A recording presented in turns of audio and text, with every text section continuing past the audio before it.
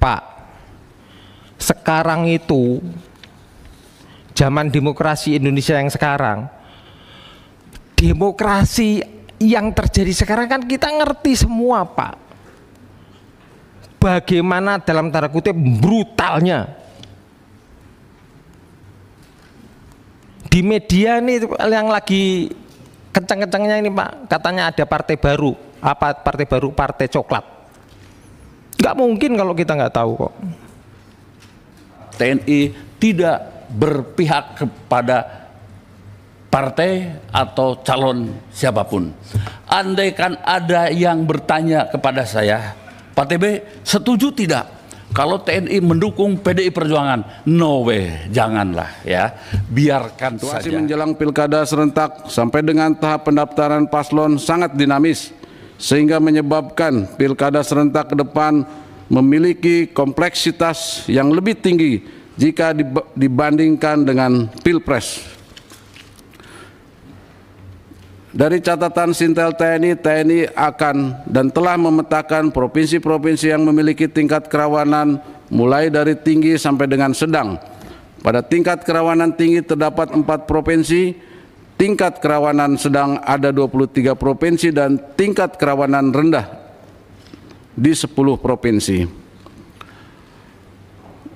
Kerawanan terbagi dalam 3 konteks utama, yaitu politik, sosial budaya, dan keamanan dalam negeri.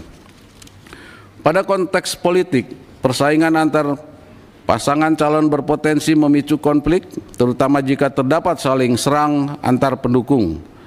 Kemudian aktivitas massa yang mendukung paslon tertentu dapat menjadi sumber ketegangan, terutama bila terjadi klaim kemenangan atau protes terhadap hasil pemilu. Kemudian faktor pemicu konfliknya adalah pengumuman hasil pilkada yang tidak sesuai prediksi, elektabilitas paslon, kemudian ketidakpuasan para pendukung terhadap hasil pilkada yang seringkali menjadi sumber protes besar-besaran. Pada konteks sosial budaya, medan yang sulit dan terbatasnya sarana transportasi dapat menghambat distribusi logistik pilkada, memunculkan ketegangan di masyarakat. Pada faktor pemicu konfliknya adalah terbatasnya sarana angkutan dan medan yang sulit dalam mendistribusikan logistik pilkada. Kendala ini dapat memicu ketidakpuasan masyarakat yang merasa hak suara mereka terancam. Pada konteks Kamdagri, ancaman dari kelompok tertentu yang berupaya mengganggu jalannya pilkada seperti aksi intimidasi atau sabotase, sistem perwakilan dalam pemilu seperti sistem noken di Papua dapat menjadi sumber ketidakpuasan massa, terutama jika mereka tidak setuju dengan pilihan yang ditentukan oleh kepala suku. Faktor pemicu konfliknya adalah aksi kelompok tertentu yang bertujuan mengganggu pelaksanaan pilkada, ketidaksetujuan massa terhadap pilihan paslon yang ditentukan oleh kepala suku memicu konflik horizontal di tingkat lokal. Para peserta rapat yang saya hormati, TNI telah melaksanakan analisis terkait kerawanan yang kemungkinan akan terjadi dalam tahapan Pilkada Serentak 2024. Beberapa hal menonjol yang terjadi antara bulan September sampai dengan bulan November 2024. Pada bulan September 2024 terdapat 3 kejadian, yaitu pelemparan granat oleh OTK di rumah calon gubernur Aceh, kemudian penembakan yang dilakukan oleh OTK terhadap rumah dan mobil calon Bupati Toli-Toli, pergantian calon wakil gubernur Papua Selatan, dan pada bulan Oktober terdapat 2 kejadian menonjol, pemecatan calon Bupati Malang, kejadian kecelakaan kebakaran kapal motor yang mengakibatkan meninggalnya calon gubernur Maluku Utara. Kemudian pada bulan November ini 2 kejadian menonjol, KPU membatalkan paslon nomor urut 1 Pilkada Papua Barat Daya dan pembacokan oleh pendukung salah satu paslon pada Pilkada Kabupaten Sampang yang mengakibatkan 1 orang meninggal dunia. Berikut adalah langkah-langkah mitigasi konflik yang dapat dilakukan untuk mencegah dan mengurangi potensi konflik yang muncul selama proses pilkada. Pendekatan ini dirancang untuk memastikan kelancaran proses demokrasi, menjaga stabilitas sosial, dan mengurangi ancaman keamanan. Yang pertama adalah penguatan penegakan hukum berupa penegakan hukum yang tegas terhadap berbagai penyimpangan dalam pilkada seperti praktek money politik, kampanye hitam, dan manipulasi hasil suara. Yang kedua adalah program edukasi politik masif melalui edukasi yang dilaksanakan secara masif sebelum pelaksanaan pilkada untuk meningkatkan pemahaman masyarakat mengenai proses demokrasi yang sehat dan pentingnya partisipasi yang bertanggung jawab. Yang ketiga adalah monitoring dan pengawasan yang ketat dengan pelibatan pihak-pihak independen seperti Bawaslu, KPU, dan lembaga masyarakat sipil dalam melakukan pengawasan ketat terhadap seluruh tahapan pilkada. Selanjutnya dialog dan mediasi deskripsi melalui langkah proaktif, melalui dialog dan mediasi yang melibatkan tokoh masyarakat, partai politik, dan pihak yang berwenang. Kemudian juga peningkatan pengamanan di daerah rawan dengan mengerahkan aparat keamanan, mengambil langkah preventif dengan meningkatkan pengamanan di daerah-daerah yang dianggap rawan konflik.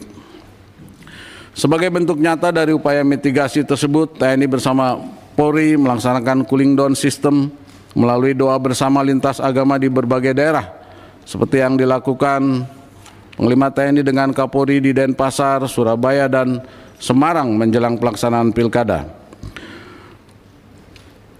Untuk mengamankan pilkada serentak, TNI mengerahkan personil sebanyak 169.369 orang yang terdiri dari TNI Angkatan Darat 139.339 orang, TNI AL 19.793 orang, dan TNI AU 10.237 orang. Selain itu, alutsista TNI juga disiapkan dan disiagakan dalam rangka pengamanan serta distribusi logistik. TNI AD menyiapkan pesawat Kasa 212 dari Pus Penerbat, Helibel, truk sebanyak 1.871 unit dari berbagai satuan yang dikerahkan di tiap-tiap wilayah. Kemudian TNI Angkatan Laut menyiapkan 4 KRI, yaitu KRI Semarang di Koarmada 1, KRI Makassar di Koarmada 2, KRI Teluk Wondana Koarmada 3, dan KRI Banda Aceh di Kolin Lamil, Jakarta. Selanjutnya TNI AU menyiapkan Boeing 737, C-130 Hercules, CN-295, dan heli Karakal, kemudian Super Puma yang disiapkan di Korps UD 1. Kemudian Hercules C-130, Kasa 212 di Korps UD 2, kemudian C-235 di Korps UD 3. TNI AD akan menggelar 139.339 personil yang tersebar di 15 Kodam, termasuk Kopassus dan Kostrad. TNI AL akan menyiapkan 19.793 personil yang berasal dari semua Lantamal dan Lanal, berikut juga pasukan marinir.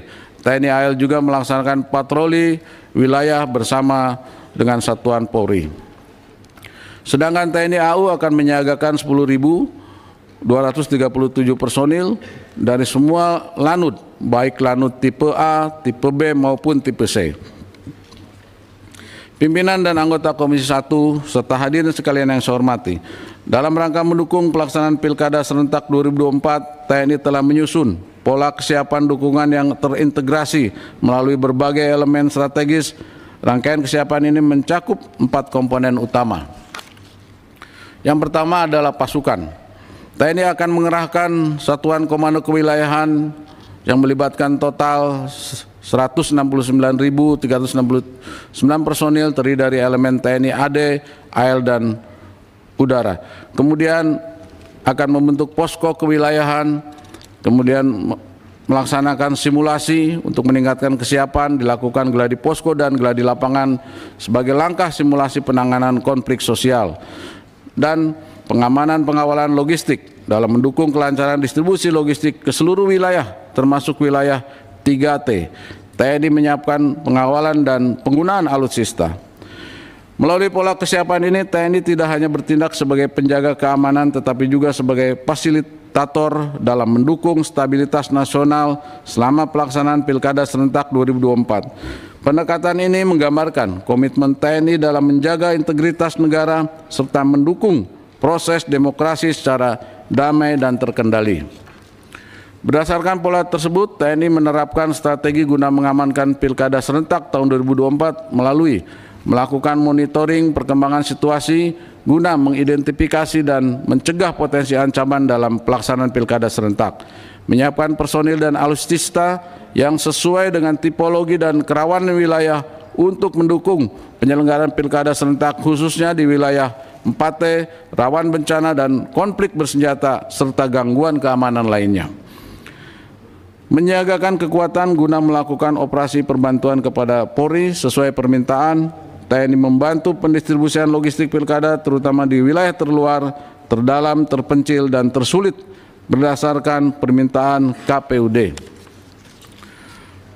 Pada kesempatan ini saya sampaikan bahwa TNI siap memberikan dukungan penuh kepada lembaga penyelenggara pilkada, dalam hal ini KPU, untuk menjamin suksesnya pelaksanaan pilkada serentak melalui kesiapan TNI dalam menjaga stabilitas keamanan, mendukung distribusi logistik, dan yang ketiga adalah menjaga serta menjunjung tinggi netralitas TNI. Upaya-upaya tersebut merupakan wujud komitmen TNI agar pilkada serentak tahun 2024 dapat terlaksana dengan aman dan lancar. Ketua Komisi 1 DPR RI, para wakil Ketua Komisi 1 beserta seluruh anggota Komisi 1 dan hadirin sekalian yang saya hormati, demikian yang dapat kami sampaikan pada rapat kerja Komisi 1 DPR RI dengan Menhan dan Panglima TNI tentang rapat dengar pendapat dengan Komisi 1 DPR RI tentang kesiapan TNI dalam pengamanan pilkada serentak 2024. Itu untuk Bapak Panglima. Kami melihat Bapak Panglima sudah memaparkan dan sebagainya. Kami tidak berusaha untuk mengingatkan, tidak. Ini hanya memori bersama bahwa Tentara Nasional Indonesia itu adalah tidak berpolitik praktis. Dan kemudian tadi saya mengacu pada pidato dari Pak Menhan bahwa TNI itu adalah netral. Nah, kami mungkin ingin menyampaikan, kita berharap seluruh prajurit TNI darat, laut, udara dan PNS-nya itu tetap netral, terutama dalam menghadapi pilkada yang akan datang. Hari ini dengan besok itu adalah hari terakhir untuk masa tenang. Benar-benar biarkanlah mereka tenang, dan tentu berharap TNI tidak berpihak kepada partai atau calon siapapun. Andaikan ada yang bertanya kepada saya, Pak TB setuju tidak kalau TNI mendukung PDI Perjuangan? No way, janganlah ya.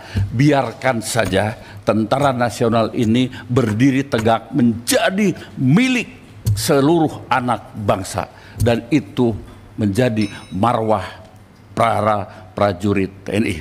Terima kasih pimpinan. Wassalamualaikum warahmatullahi wabarakatuh.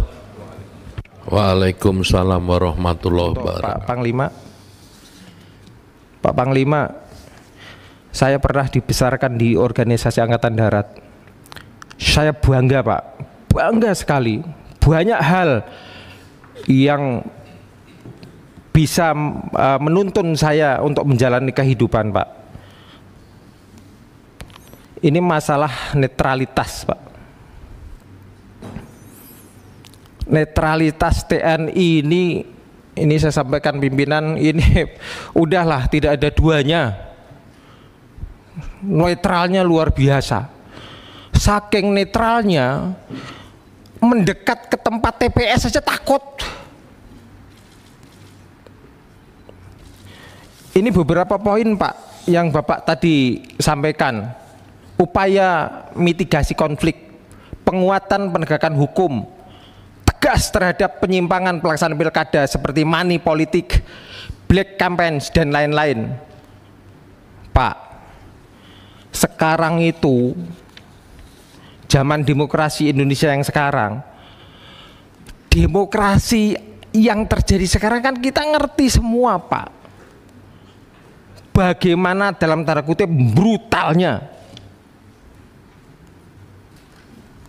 di media ini yang lagi kencang-kencangnya ini, Pak, katanya ada partai baru. Apa partai baru? Partai coklat.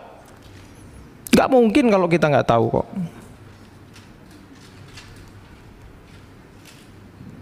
Nah, mau sampai kapan netralitas TNI ini, Pak? Saya tahu, Pak, netralitas TNI dalam politik itu netralitas untuk negara, paham Pak.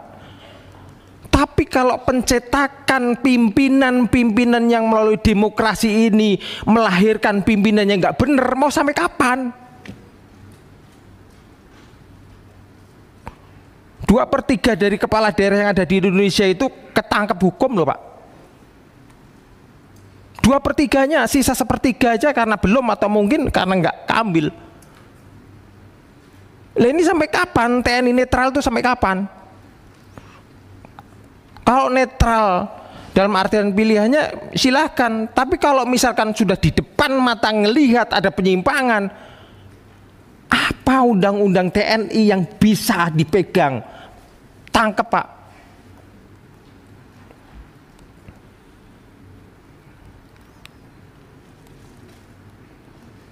Negara ini kebetulan aja Pak sekarang ini bahwa seluruh pimpinan yang ada harus keluar dari permainan politik Pak.